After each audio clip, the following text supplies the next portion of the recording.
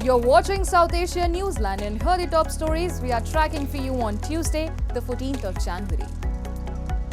PM Modi launches Mission Mausam, flags need to develop earthquake warning system. Pakistani army says 27 militants killed in Rastiv, Balochistan region. And Sri Lankan President Dissanayake arrives in China, expected to sign several MOUs.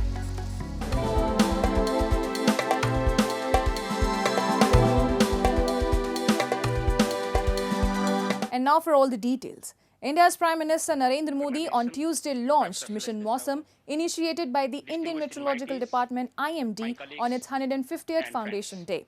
PM Modi said that IMD was a symbol of India's scientific journey since it has served crores of Indians for 150 years and announced that a postage stamp and a special coin have also been released to celebrate the achievements.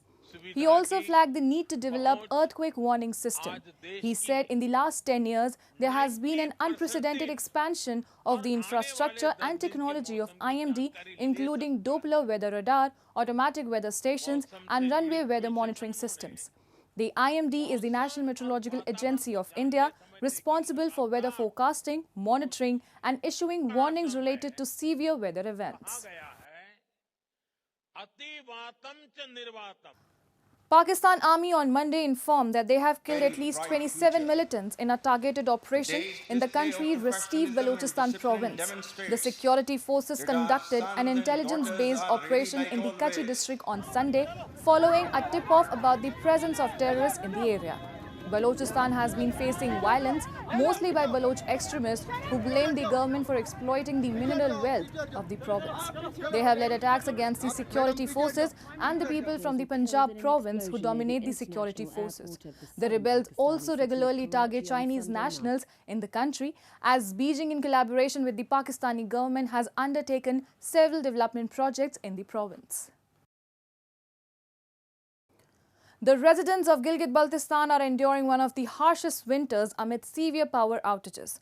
Despite being rich in natural resources, the region faces chronic energy shortages, with locals blaming mismanagement and neglect for their suffering. A report. Residents of Gilgit-Baltistan are grappling with an escalating power crisis, with daily outages lasting over 20 hours. The problem is aggravated by unfinished energy projects and allegations of corruption, which many believe are worsening the plight of the people.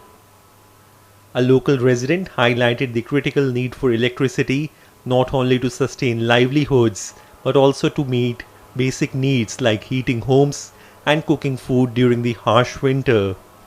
Gilgit Baltistan आज 2025 के अंदर भी गिलगित बल्तिस्तान जैसे खूबसूरत इलाके में, जहां दुनिया के पोलर रीजन से बाहर दुनिया के सबसे ज़्यादा ग्लेशियर्स यहाँ पे मौजूद है, पानी के ज़खायर मौजूद हैं, इसके बावजूद गिलगित बल्तिस्तान के अंदर 24 में से 22 घंटों की लोड शेडिंग है.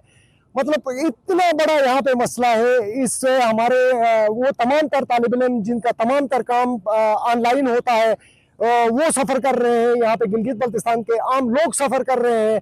आप लोगों ने देखा कि गुज़िश्ता दिन हुंजा के अंदर 6 दिनों से दिन रात इन्होंने हुंजा अलीयाबाद के मुकाम पे लोगों ने, ख़वातीन ने, बच्चों ने हज़ारों की तादाद में धरने दे दिए और बड़ी मुश्किल से सरकार ने उनके साथ नेगोशिएशन करके शायद वो जनरेटर के ज़रिए उनको किसी तरीके से उनको बिजली दे देंगे कि वादे करके इसको टाल के किसी तरीके से उनको डिस्पर्स किया है. इसकी बुनियादी वजह ये है कि गिलगित बल्तिस्तान के अंदर बमुश्किल 300 से 400 मेगावाट भी बिजली यहाँ पे पूरी पैदा नहीं होती है, जबकि हमारे पास पोटेंशियल 40,000 मेगावाट की है. Critics argue that the ongoing crisis reflects a pattern of systematic neglect and discrimination against Gilgit-Baltistan, an occupied region that has long been marginalized in terms of political representation and equitable resource distribution. After his first visit to India, Sri Lankan President Anurakumara Dissanayake arrived in China on Tuesday for a 4-day visit.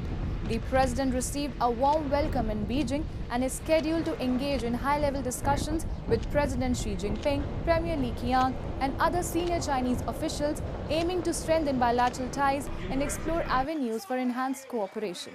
Both the presidents are expected to sign several agreements focusing on areas such as agriculture, tourism, education, and technology.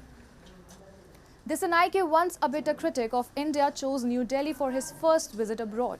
During his visit late last year, Dissanayake assured New Delhi that Colombo would not permit its territory to be used in a manner that is detrimental to the interest of India, in an apparent reference to China.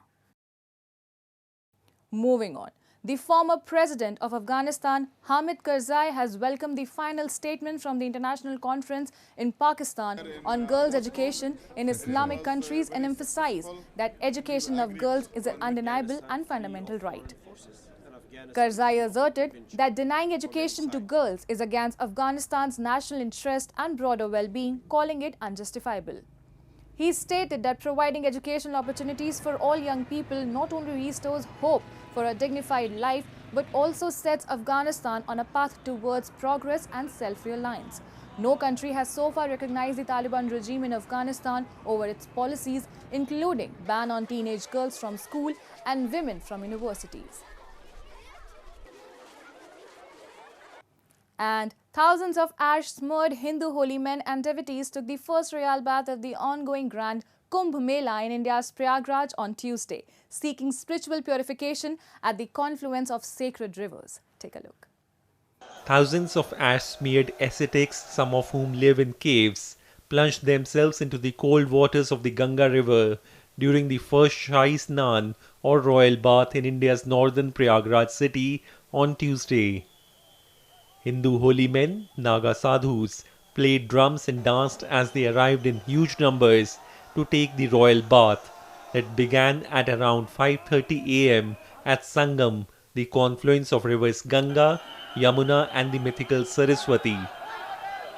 Nearly 20 million people had taken the ritual dip so far since the festival began a day earlier, an official said on Tuesday afternoon. A grand procession witnessed ascetics from various akhadas or monastic traditions, visitors from different countries including Italy, England, Russia and so on are also taking part in the festival as they seek absolution of their sins, immersing themselves in the freezing waters of the Sangam. बहुत आनंद आया, अमृत मिला हमको स्नान करके, गुरु महाराजों की दया से, उनकी आशीर्वाद से हमको बहुत आनंद आया। गुरु महाराज की ही दया है, ये अपना सत्य सनातन धर्म चलता रहेगा, इसीलिए ये जनता आती है। Held every 12 years, the 6-week festival attracts more than 400 million visitors. The festival has its roots in a Hindu tradition that says Lord Vishnu rested a golden pitcher containing the nectar of immortality from demons. In a 12-day celestial fight for possession, 4 drops fell to earth in the cities of Prayagraj, Haridwar, Ujjain and Nashik, which host the festival every 3 years by rotation.